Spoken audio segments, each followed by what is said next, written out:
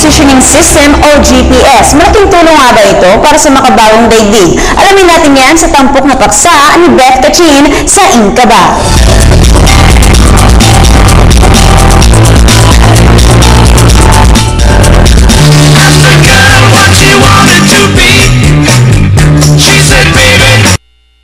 Ikaw ba ay may sasakyan at madalas na maligaw sa iyong mga lakad? Sawa ka na bang gumamit ng mapa? O di kaya pagod ka nang magtanong-tanong sa mga taong iyong madadaanan makarating lang sa pupuntahan? May sagot na ang iyong problema dahil nandito na sa bansa ang pinaka-in na car accessory o device na talaga namang makakatulong sa inyo, ang GPS o Global Positioning System. Ay, gusto ko yung GPS para alam ko saan ako pupunta, para hindi ka maliligaw, para pupunta ka sa isang lugar o sa timog, ganun, pipindutin mo lang, alam mo saan yung road, yun po nga. So, very useful siya, especially pagka bago ka sa isang lugar, meron kang definitely na may tutulong sa'yo. Rather than magtanong ka nga sa iba, kasi pag nagtatanong ka sa iba, definitely, iba-iba sometimes yung sinasabi.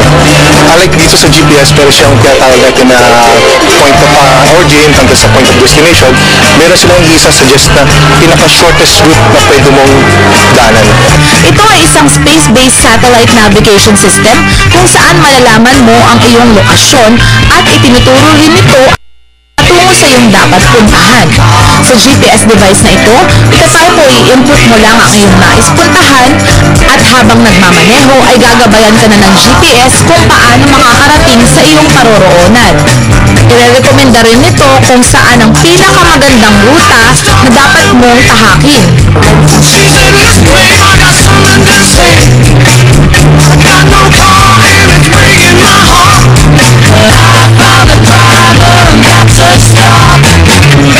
Maganda lang dito dati kasi 2D lang nagiging 3D na. So definitely yung definition niya tsaka yung mga yung mga paths, yung mga ways, even sa mga medyo comprehensive na. May 2 o 3 taon nang may GPS sa bansa.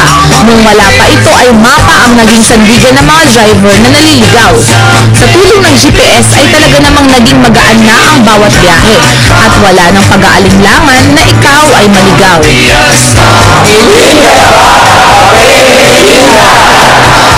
Para sa Telebisyon ng Bayan, Elizabeth Cachin.